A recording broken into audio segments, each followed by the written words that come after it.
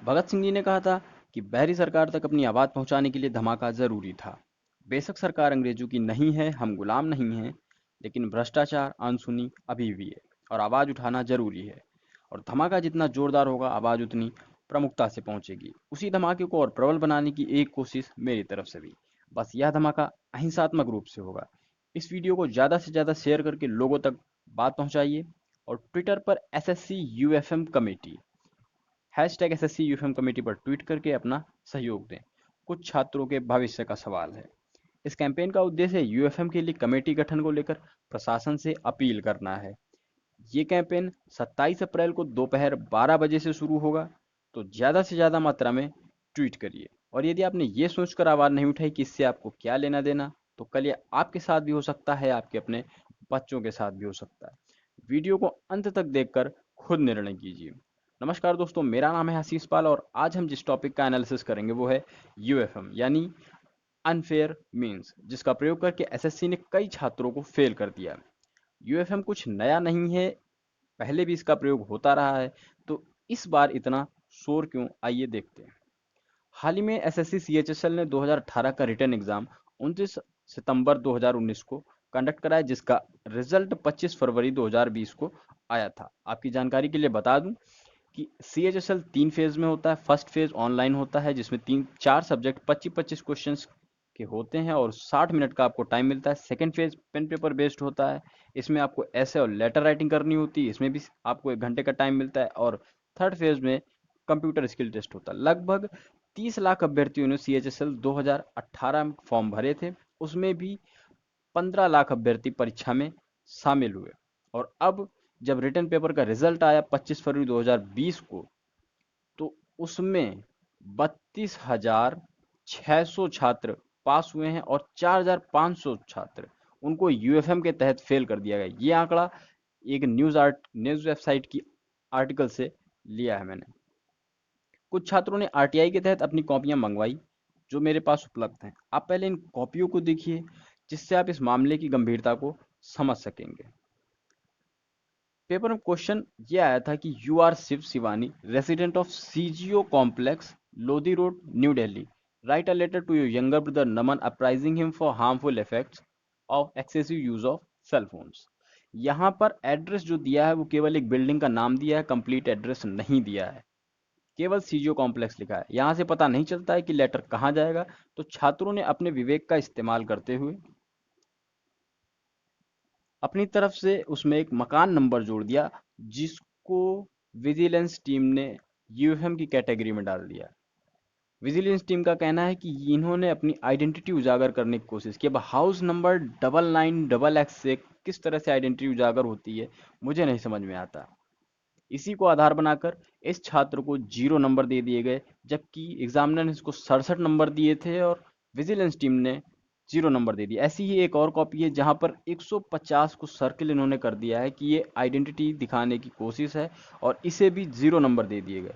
ऐसी ही एक कॉपी में स्नेही को, छोटी को स्नेह देना, और एक अदर कॉपी में स्नेही शब्द भी लिखा था, तो इसको भी इन्होंने सर्कल करके इस स्टूडेंट को 0 नंबर दे दिए, जबकि इसको एग्जामिनर ने 76 नंबर दिए थे। अब 76 नंबर कितने इंपॉर्टेंट होते हैं, एक साल की मेहनत, उसकी एक साल का पूरा समय गया।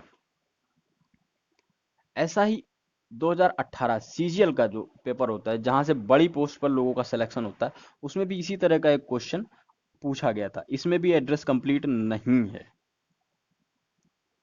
तो यदि समय रहते इस कमेटी का गठन नहीं होता है, तो छात्रों को आगे भी इसका सामना करना पड़ सकता है। इसलिए आप सबसे फिर से रिक्वेस्ट है कि कैंपेन में हिस्सा लेकर प्रशासन तक इस मुद्दे को जल्द से जल्द पहुंचाएं।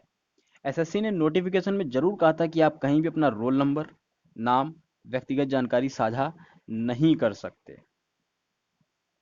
पिछले साल की जो कॉपियां आई थी उसमें भी सेम इंस्ट्रक्शन लिखा हुआ था। जो स्टूडेंट्स को एडमिट कार्ड दिए गए थे उसमें भी सेम इंस्ट्रक्शन लिखा हुआ था, लेकिन जब स्टूडेंट्स के हाथ में कॉपी आई, क्वेश्चन पेपर आया, तो उसमें इन्होंने एक अलग से वर्ड, रियल और इमेजिनरी, ये शब्द इन्होंने जोड़ दिया, जो कि पहले नोटिफिकेशन में नहीं था। ये अचानक से इन्होंने अपनी तरफ से जोड़ दिया। और सेंट्रल एडमिनिस्ट्रेटिव ट्रिब्यूनल यानी सीएटी ने खुद कहा है कि खेल के बीच में नियम नहीं बदले जा सकते, तो फिर एसएससी ने नियम कैसे बदल दिए। और लेटर राइटिंग तो इमेजिनेशन पर ही बेस्ड होती है। पूरा लेटर काल्पनिक आधार पर लिखा जाता है, तो इसका निर्धारण कैसे हो कि कौन सी कल्पना यूएफएम का उल्लंघन करती है। इस तरह से बीच में नियम बदलने से छात्रों की तैयारी पर फर्क पड़ता है। छात्र पिछले साल के प्रश्न पत्रों और उत्तर कॉपियों के माध्यम से अपनी तैयारी करते हैं। डिस्क्रिप्टिव पेपर के पिछले साल की 2017 की भी एक कॉपी मेरे पास है। इसमें भी कहीं पर भी एड्रेस पूरा नहीं लिखा है, केवल लोधी रोड न्यू दिल्ली लिखा है, लेकिन इस स्टूडेंट ने एड्रेस कंप्लीट कर रखने के लिए यहाँ पर मकान नंबर आगे जोड़ दिया और इस छात्र को पूरे नंबर मिले। ये चेक की हुई कॉपी है, इसमें आपको यहाँ पर नंबर के अराउंड कहीं भी सर्किल नहीं दिख रहा होगा। तो ये चेक की हुई कॉपी है और इस स्टूडेंट को पूरे के पूरे नंबर मिले हैं। छात्र भी अपनी तैयारी का आधार इन्हीं टॉपर्स की कॉपियों को बनाते हैं। एक बुक है, उसमें भी लेटर राइटिंग का फॉर्मेट सेम दिया हुआ है।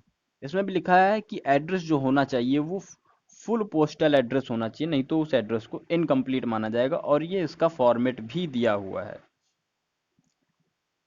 छात्र किताबों से नहीं पढ़ेंगे, टॉपर से नहीं सीखेंगे, तो कहाँ से तैयारी करेंगे। और एसएससी भी अपनी तरफ से ना तो कोई बुक सजेस्ट करता है और ना ही कोई मॉडल उत्तर कॉपी जारी करता है जिसको देखकर छात्र अपनी रणनीति बना सकें। तो छात्र टॉपर्स की कॉपियों को ही मॉडल आंसर कॉपी की तरह इस्तेमाल करते हैं, ऐसे ही बुक से तैयारी करते हैं, और यदि उसमें भी उनको बेबुनियाद तरीके से फेल कर दिया जाए तो यह सही नहीं है।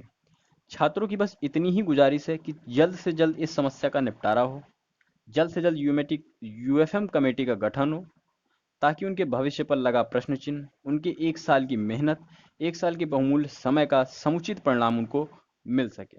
जाते जाते एक बार आपसे फिर से अपील है कि ट्वीट करना ना भूलें, आपका एक ट्वीट कारगर साबित हो सकता है। यूएफएम पर अगर आगे कोई अपडेट आता है तो आपको तुरंत इन्फॉर्म करूंगा। हमसे जुड़े रहने के लिए कॉम्पिटेटिव एग्जाम साल को सब्सक्राइब करिए, बेल आइकन को जरूर दबाएं ताकि किसी भी वीडियो का अपडेट आपको तुरंत प्राप्त हो। Thanks for watching. जय हिंद, जय भारत।